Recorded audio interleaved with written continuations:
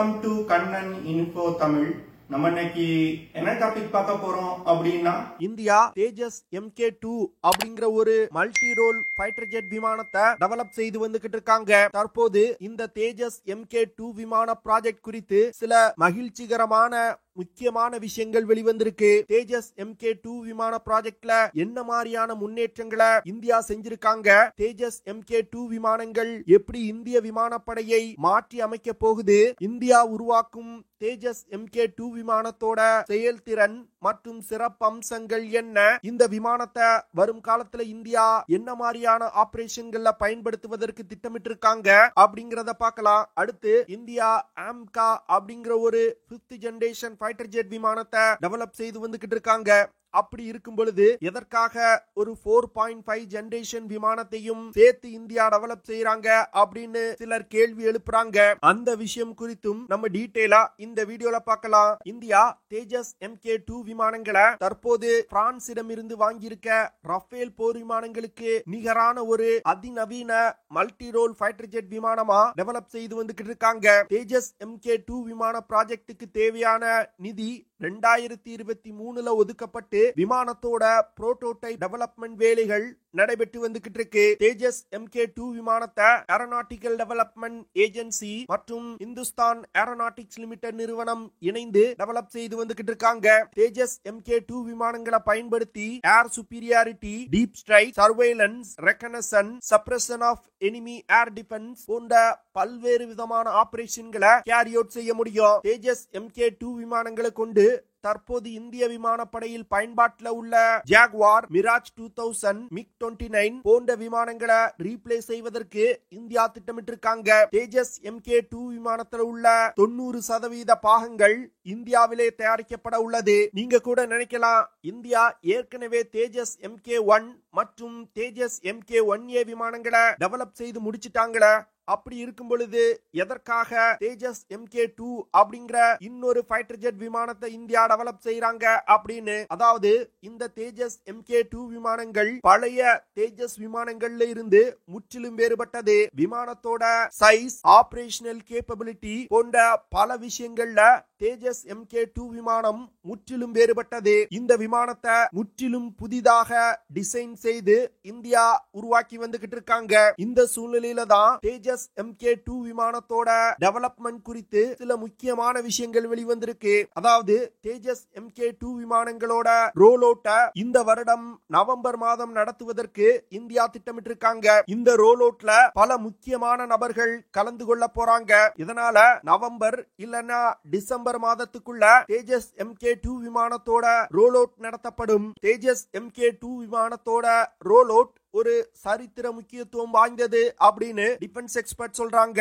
ஏன்னா இந்த விமானங்களை இந்தியா தயாரித்து முடிச்சாங்கன்னா இந்தியா உள்நாட்டிலே டெவலப் செய்த விமானங்கள்லே இதுதான் அதிநவீனமான விமானமா இருக்கும். ஏரோ இந்தியா 2025 நிகழ்ச்சியில HAL மற்றும் ஏரோநாட்டிக்கல் டெவலப்மெண்ட் எஸ்டாப்ளிஷ்மெண்ட் நிறுவனம் தேஜஸ் MK2 விமான ப்ராஜெக்ட் குறித்து சில முக்கியமான அறிவிப்புகளை வெளியிடலாம் அப்படின்னு எதிர்பார்க்கப்படுது. தேஜஸ் MK2 விமானங்களை தயாரிப்பதற்கு தேவையான அனைத்து ஃபெசிலிட்டிஸையும் HAL ஏற்கனவே தயார் செஞ்சிட்டதா சொல்லப்படுது. இன்னும் விமானத்துல பயன்படுத்தப்படும் சில பாகங்கள் வாங்கப்பட வேண்டியது இருக்கு. அந்த விஷயங்கள் மே மாதத்துக்குள் முடிக்கப்படும் அப்படின்னு எதிர்பார்க்கப்படுது. அதற்கு பிறகு தேஜஸ் MK2 விமானத்தோட ஃபைனல் அசெம்பிளி முடிக்கப்படும். தேஜஸ் MK2 விமானத்தோட டாக்ஸி ட்ரையல் ரோல் அவுட் முடிக்கப்பட்ட பிறகு நடத்தப்பட உள்ளது. இதனை தொடர்ந்து தேஜஸ் MK2 விமானத்தோட முதல் பறத்தல மார்ச் 2026 நடத்துவதற்கு இந்தியா திட்டமிட்டு இருக்காங்க.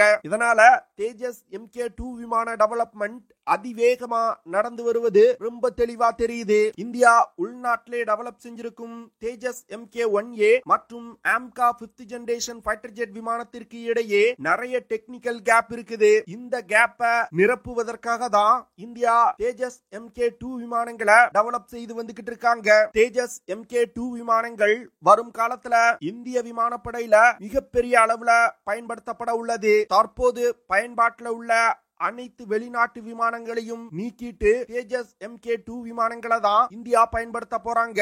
இந்தியா பிரான்சிடமிருந்து 36 ரஃபேல் போர் விமானங்களை வாங்கினாங்க. அதற்கு பிறகு இரண்டாவது ஆர்டரை இந்தியா கொடுப்பாங்க அப்படின்னு பிரான்ஸ் எதிர்பார்த்தாங்க. ஆனா தற்போது இருக்கக்கூடிய கேப்பபிலிட்டிஸ வச்சுக்கொண்டு இந்தியா உள்நாட்டிலே தேஜஸ் MK2 விமானங்களை டெவலப் செய்ய ஆரம்பிச்சிருக்காங்க. அதனால ஒரு 4.5 ஜெனரேஷன் விமானங்களை இந்தியா இனி வெளிநாடுகள்ல இருந்து இறக்குமதி செய்யாது அப்படின்னு எதிர்பார்க்கலாம். தேஜஸ் MK2 விமானங்கள் ரஃபேல் போர் விமானங்களோடு இணைத்து பயன்படுத்தப்பட உள்ளது. இதனால இந்திய விமானப்படையோட செயல்திறன் மிகப்பெரிய அளவில் அதிகரிக்கும். தேஜஸ் MK2 விமானத்தோட கேப்பபிலிட்டி ரஃபேல் போர் விமானங்களுக்கு நிகரானதா இருக்கும். தேஜஸ் MK2 விமானங்கள் 14.65 மீட்டர் நீளமும் 8.5 மீட்டர் விங் ஸ்பேனும் கொண்டது. இந்த விமானத்துல ரஃபேல் போர் விமானத்துல இருப்பது போன்று கெனாட் விங்ஸ் இணைக்கப்பட்டிருக்கு. இதனால மிக எளிதா இந்த விமானங்கள்னால திசையை மாற்றி பறக்க முடியும். தேஜஸ் MK2 விமானங்கள்னால அதிகபட்சமா 17,500 கிலோகிராம் எடையை சுமந்து கொண்டு பறக்க முடியும். இந்த விமானத்தினால 6,500 கிலோகிராம் எடை கொண்ட ஆயுதங்களை சுமந்து சென்று தாக்குதல் நடத்த முடியும். இந்த விமானம் ஒரு சிங்கிள் இன்ஜின் கொண்ட விமானமா இந்தியா டெவலப் செஞ்சு வந்துகிட்டு இருக்காங்க. இந்த விமானத்தை இயக்குறதுக்கு GE F414 INS-6 after burning turbo fan இன்ஜினை பயன்படுத்த போறாங்க. இந்த இன்ஜினால 98 கிலோ நியூட்டன் த்ரஸ்ட ப்ரொடியூஸ் பண்ண முடியும். இதே இன்ஜினை தான் AMCA விமானத்தோட MK1 வெர்ஷன்ல பயன்படுத்த போறாங்க. தேஜஸ் MK2 விமானங்கள் 2200 கிலோமீட்டர் பெர் ஹார் வேகத்துல பறக்கும் வகையில டெவலப் செய்யப்பட்டு வந்துகிட்டு இருக்கு. இந்த விமானத்தினால அதிகபட்சமா 3500 கிலோமீட்டர் தூரம் வரைக்கும் பறக்க முடியும். தேஜஸ் விமானத்தோட காம்பாக்ட் ரேஞ்ச் 1500 கிலோமீட்டர். அதாவது ஹோம் பேஸ்ல இருந்து புறப்பட்டு ஒரு தாக்குதலை நடத்திட்டு திரும்பி வரக்கூடிய தூரத்தை காம்பாக்ட் ரேஞ்ச் அப்படின்னு சொல்லுவாங்க.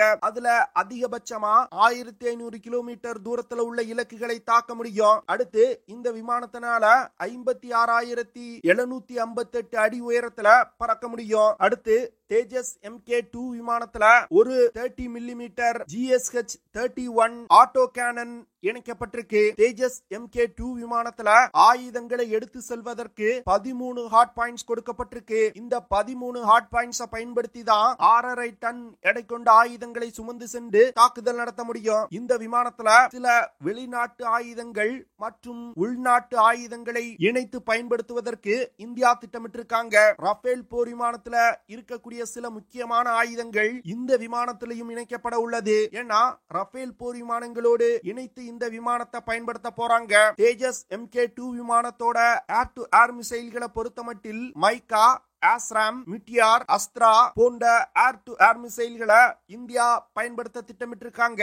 அடுத்து ஏர் டு சர்ஃபேஸ் மிசைல்களை பொறுத்தமட்டில் பிரம்மோஸ் NG, ருத்ரம் 1 மற்றும் 2, ஸ்டார்ம் ஷேடோ, கிறிஸ்டல் மேர், நிர்பை போன்ற பல்வேறு விதமான மிசைல்கள் இணைக்கப்பட்டிருக்கு. ஆன்டி ரேடியேஷன் மிசைல்களை பொறுத்தமட்டில் ருத்ரம் 1 மற்றும் ருத்ரம் 2 மிசைல்கள் இந்த விமானத்துல இணைக்கப்பட உள்ளது. அடுத்து தேஜஸ் MK2 விமானத்துல spice, DRDO glide bomb, DRDO smart anti airfield weapon, HSLD 100, 250 போன்ற பிரிசிஷன் கைடட் யூனிட்ஸ் இந்த விமானத்துல இணைக்கப்பட உள்ளது. அடுத்து சுதர்ஷன் லேசர் கைடட் பாமும் இந்த விமானத்துல இணைக்கப்பட உள்ளது. கிளஸ்டர் யூனிட்ஸ், லாய்டரிங் யூனிட்ஸ் போன்ற ஆயுதங்களும் இந்த விமானத்துல இணைக்கப்பட உள்ளது. தேஜஸ் MK2 விமானத்தை கேட்ஸ் வாரியர் ப்ராஜெக்ட்ல மதர்ஷிப்பா பயன்படுத்துவதற்கும் திட்டமிடப்பட்டிருக்கு.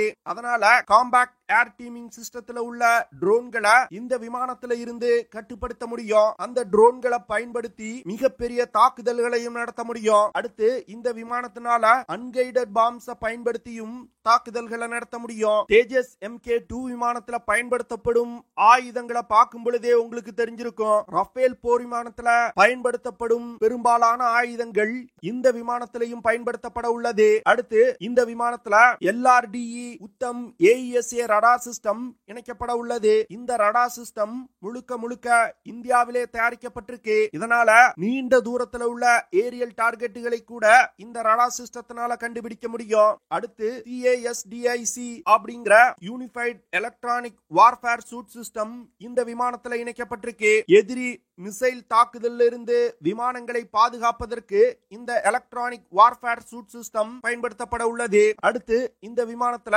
Missile approaching warning சிஸ்டமும் இணைக்கப்பட்டிருக்கு. இந்த சிஸ்டம் எதிரிகள் நமது மீது மிசைல்களை லான்ச் செஞ்சிட்டாங்கன்னா உடனே பைலட்டுக்கு வார்னிங் கொடுக்கும். அடுத்து டார்கெட்டுகளை கண்டுபிடித்து தாக்குதல் நடத்துவதற்கு டார்கெட்டிங் பேடும் இந்த விமானத்துல இணைக்கப்பட்டிருக்கு. இந்திய விமானப்படை குறைந்தது 10 ஸ்குவாட்ரான் தேஜஸ் MK2 விமானங்களை இந்திய விமானப்படையில் இணைப்பதற்கு திட்டமிட்டிருக்காங்க. முதற்கட்டமா 6 ஸ்குவாட்ரான் தேஜஸ் MK2 விமானங்களை இந்திய விமானப்படை வாங்குவாங்க. இரண்டாவது கட்டத்துல 4 ஸ்குவாட்ரான் விமானங்களை வாங்குவாங்க. இதிலிருந்து தேஜஸ் MK2 விமானங்கள் வரும் கால இந்திய விமானப்படையோட முதுகெலும்பா செயல்பட போகுது அப்படிங்கிறது ரொம்ப தெளிவா தெரியுது. நிறைய defence experts India AMCA 5th generation fighter jet விமானத்தை டெவலப் செய்து வந்துகிட்டு இருக்கும் பொழுது எதற்காக தேஜஸ் MK2 போன்ற 4.5 ஜெனரேஷன் விமானத்தை டெவலப் செய்யணும் அப்படின்னு கேள்வி எழுப்புறாங்க. ஆனா ஒரு விமானப்படை வெறுமன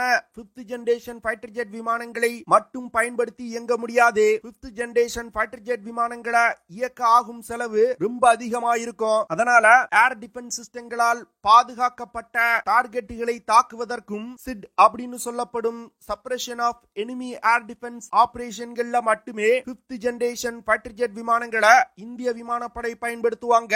சிட் ஆபரேஷன்ல 5th ஜெனரேஷன் ஃபைட்டர் ஜெட் விமானங்கள் எதிரிகளோட ஏர் டிஃபென்ஸ் சிஸ்டங்களை தாக்கி அழித்த பிறகு எதிரிகளோட ஏர் டிஃபென்ஸ் கேப்பபிலிட்டி குறையும். அந்த சூழ்நிலையில தேஜஸ் MK2 விமானங்களை பயன்படுத்தி தாக்குதல்களை நடத்துவாங்க. அதனால இந்திய விமானப்படைக்கு தேஜஸ் MK2 4.5 ஜெனரேஷன் விமானம் ரொம்பவும் ஒரு முக்கியமான விமானம் அப்படின்னு டிஃபென்ஸ் எக்ஸ்பர்ட் சொல்றாங்க. வரும் காலத்துல தேஜஸ் MK2 விமானங்கள் இந்திய விமானப்படையோட செயல்திறன்ல மிகப்பெரிய முன்னேற்றங்களை கொண்டு வரும். இந்த விமானம் தான் இந்திய விமானப்படையோட ஃபியூச்சர் விமானமா செயல்படும். என்ன பொறுத்தமட்டில் தேஜஸ் MK2 விமானங்கள் இந்திய விமானப்படைக்கு ரொம்பவும் ஒரு முக்கியமான விமானம் அப்படின்னு நான் நினைக்கிறேன். நீங்க என்ன நினைக்கிறீங்க?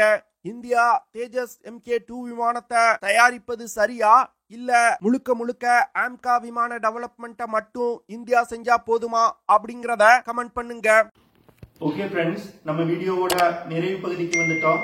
இதெல்லாம் தான் நான் உங்ககிட்ட ஷேர் பண்ணணும் அப்படின்னு நினைச்ச விஷயங்கள். ஐ ஹோப் நான் ஷேர் பண்ண விஷயங்கள் உங்களுக்கு பிடிச்சிருக்கும்னு நினைக்கிறேன். அப்படி பிடிச்சிருந்துச்சுன்னா ஷேர் பண்ணுங்க, லைக் பண்ணுங்க, கமெண்ட் பண்ணுங்க. மறக்காம நம்ம சேனலுக்கு சப்ஸ்கிரைப் பண்ணுங்க.